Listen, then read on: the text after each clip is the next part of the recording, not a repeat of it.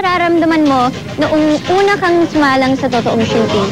Ako, may alam mo yung halong saya na may nervyos. Parang natayin mo sa sarili mo na totoo na ba to? Artista na ba talaga ako? Ako rin. At sigurado ako, ang mga survivors natin, ganun din. Kinakabahan ako, parang feeling ko mag-blanco ako sa minemorize ko. Kaso, o yun, yung iba, parang sa yung script namin, nakasunod ako sa flows.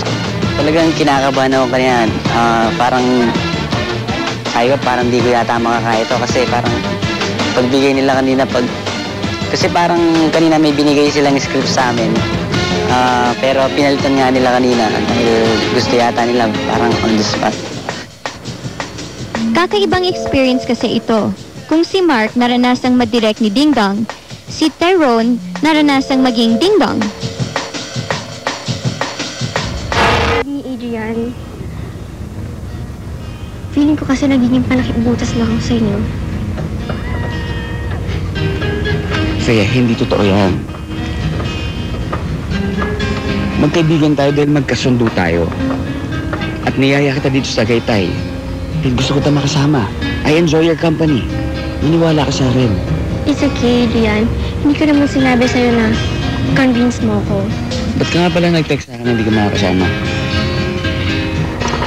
Kasi, alam mo namang hindi in favor si Dad. Sobrang saya ko kasi yun nga first time ko, tapos first time kong makipag-ganon, di ba? Tapos, si Ding Dong pa, tapos one take lang. Si Sheena? Okay. Na-feel ko ng konti na Believe it or not. nasa character, na in character siya. Niyaya kita dito sa Tagaytay dahil gusto kitang makasama. Masaya akong pagkasama kita. Believe me. Adrian, it's okay. Ako rin naman ganun yung nararamdaman eh. Enjoy ako sa company mo. Sinabi ko lang sa'yo yung totoong nararamdaman ko. So, sana nga. Naniniwala naman ako sa'yo eh.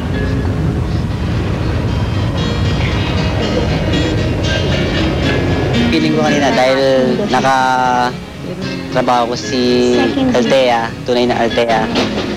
Parang feel ko parang ka-level ko na siya. I think mas nag-focus siya na yung lines memorize na kasi sa emotions. Hindi ako makapaniwala na nakakarating ako sa ganitong stage na yung parang ibang starstruck. Yun. Siyempre, hindi mo makakukuha completely yung character ni Althea. Hindi niya nakuha kagad. Pero during the middle, medyo nakakasakay na siya. Hindi ako kinabahan. Kinakabahan siya, nanginginig siya. Kinabahan rin siya na baka magkamali siya, hindi niya masabing lines na hindi niya naisip na dapat may emotions rin. Hindi lang dinedeliver yung lines, diba? Kasi before that naman sinabi ng director namin na kailangan may feelings, tapos tinuro pa niya yung emotions na nararamdaman ni Adrian dun sa eksena niya. Wala akong naramdaman. Unlike yung sa amin ni Dong na talagang makikita mo na si Adrian may nararamdaman para kay Althea. Na ang 5 survivors